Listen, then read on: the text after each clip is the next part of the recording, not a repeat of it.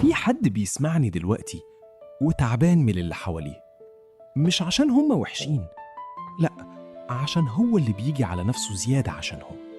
في فرق كبير بين إنك تكون إنسان طيب وبين إنك تكون بتدفع تمن طيبتك دي من صحتك وأعصابك كل يوم.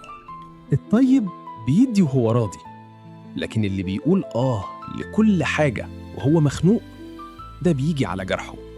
انت مش خايف تقول لأ، انت بس اتعودت ان الناس مش هتحبك إلا لو ساعدتهم.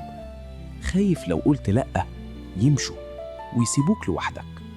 بس خد بالك، اللي بيفضل معاك لما بتقول لأ هو ده اللي بيحبك بجد، واللي بيمشي عشان قلت لأ ده كان بيحب مصلحته، مش بيحبك انت. وده مش حب، دي مصلحة. الحدود مش سور بتبنيه عشان تبعد عن الناس. الحدود دي هي السلك اللي بيحمي بيتك ونفسك. مش كل تعب فيه أجر، ومش كل لأ أنانية.